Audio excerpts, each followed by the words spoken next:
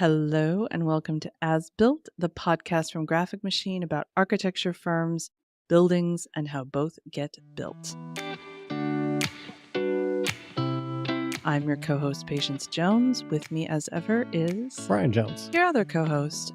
Thank you for joining us. Today's episode is another in our Growth Challenges series. Today we're talking about building up your personal network. We're not talking about, better Wi-Fi coverage either. More phones. Just get more phones. No, not the answer. Building up your personal network of people. Yeah, human people. Yes. I feel like the why behind this is obvious, but just in case it's not, quickly, why do we care about this? Well, a lot of people, knowing more people means that you have more opportunities for prospective jobs. And so that's kind of, people like to have money to use. And so it's kind of critical. Well, all I could think of is the Monopoly guy that's build up your network. Yeah. Yes, that is part of it. I think part of it also is people are amazing and people are interesting and quirky and full of information and experiences that you wouldn't otherwise know or have. You will always be better for being connected to more people. I can't think of a single instance where I haven't learned something, by being connected to a network where, learning something from other people, seeing what they're up to, understanding how they've managed a particular chapter of their business life. And it's... Well, even things I don't know, getting ideas from, what movies to watch next or, what music people like. There's so many opportunities for becoming a more full person yourself. Enrichment. Yes, that's a better way, more articulate way of putting it. And also of giving back to people too, because for all of the things that you learn and take on, you are also able to share things with people and help them out and, not to get too cheesy, but to also help people feel less alone. So building up your personal network, it's a good thing. So if you are somebody who has a very small to non-existent network, how do you start? Well, it's never anybody's favorite way to start, but definitely LinkedIn is a great beginning point. You start by connecting with people that you work with. That's always a great beginning place. But then if you are further along in your career, maybe you look back at previous jobs that you've had, you look back at previous clients you've worked with, and you begin to connect with those people as well. And that's just a great way to start off. It assumes, of course, that you've updated your profile, you filled it out. Yes, it's you robust. have a profile. Exactly. Yes. You have a photograph of yourself. Yes, all these things. But that's a really critical beginning step. Once you've done that, then you kind of take what I think would be the next step, which would be to join professional groups and start to engage with those and make sure that those are, and that can be, any number of different types of activities too. It could be, a pickleball group that is related to that, but it could also be something that's more where you have more conversational opportunities with people. So I don't want it to seem like it's just a one channel way that you will get this outcome. Yeah. It really is about going to the places and doing the things that you enjoy doing and meeting other people and trying new places and trying new things and having conversations with people. Don't be afraid to say hello to somebody, to start a conversation with somebody.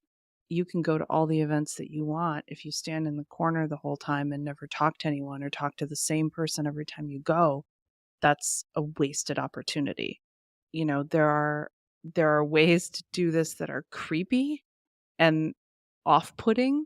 And if you're somebody who just really has a hard time, knowing an appropriate way to approach somebody, then talk to some people and get some tips about doing that.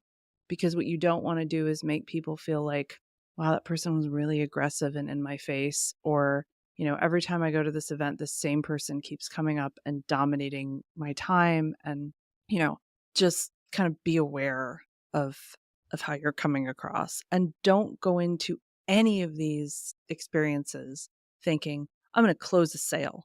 I'm going to get 15 leads. And that's, People will smell that about the minute you walk into the room. yeah. And building up your network is not about closing leads or closing sales or, building up your Rolodex. It's about making connections with, again, human people, human connections. And how do you like to be talked to? Are you more likely to interact with somebody who's treating you like a fellow human being? Or do you like being treated like a mark? Probably not. And, I think that that's a really good segue to the idea that you need to put yourself in a position to talk to people. So, and I think that it can be easy to be trapped by the work that you're doing and that you don't relegate enough time to help cultivate these relationships. And they are essential to not only your professional growth, but also the growth of your firm. Yeah. And it's tough to find that balance between those all the competing forces in one's life. But I think that's why it's so important to pick things that are enjoyable to you, where you are just going and being a human being. You're not, I mean, yes, you have to be, professional, you're out in public, like, but you're not, you're not pitching, you're not auditioning, you're just there in the moment, participating, having human exchanges with human people, learning things, teaching other people things. There are going to be times where you feel like, I would just like to go home and crash on the couch. But if that's how you feel every single time, then you probably need to revisit the thing that you're doing and decide if that's really where you should be and where you should be spending your time. And find, if you have an experience that you go to an event and it doesn't work for you, that's okay. But I would caution you to not go down the road of like not continuing to seek out other opportunities. Right. Because it can be easy if you have a not less than great experience at something that you're like, well, that's not worth anything. And then you kind of discount the whole experience. But it's really, really critical as a person who would rather, not talk to people than talk to people. It is hard to, it is an important thing and it is essential. It is. And the same is true of LinkedIn. If you're sending messages to people and sending requests to connect, and there will be people who don't respond. That's just life. Yep. And it could be for any number of reasons, including that they never checked LinkedIn and they didn't get the message. Don't take that personally and don't let that stop you from continuing to be on the platform. Now, if you're somebody who's like, quantity over quality, and I'm going to get to, 50,000 connections, and I'm just going to, every person I see on LinkedIn, I'm just going to send requests. Like, that's not great. Don't do that. And if you're new to LinkedIn, there are LinkedIn users who are part of it. It's like an open to connect movement. And so you'll see open to connect. Sometimes it's a hashtag in their bio. Sometimes it's just text in their bio. Sometimes they'll have a little photo frame that says open to connect. What that means is they will accept LinkedIn invitations from anyone and they will send them to anyone. So that includes, bot accounts, anybody. So just understand that if you accept a request from somebody that's open to connect, they are most likely to immediately send invitations to everybody that you're connected with.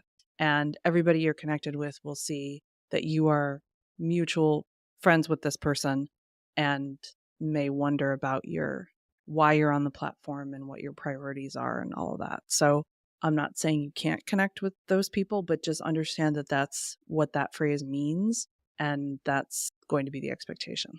So big takeaways. I asked this time. So big takeaways are: look at growing your personal network as an opportunity to have a more interesting life.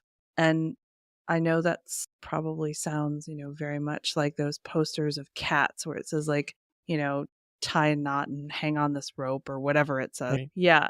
Yours is way better than mine. Yeah. You can cross poster writer off the list of career choices, I think.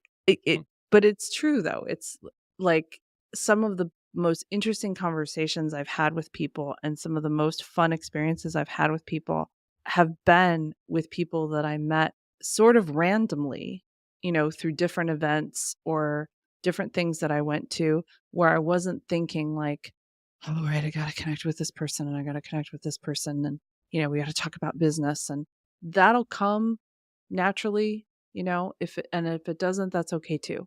Just go into it thinking like, I'm going to learn something and I'm going to meet somebody and I'm just going to have a wider network. Be open. Yeah, exactly. Exactly. Well, thank you for connecting with us. We will see you next time.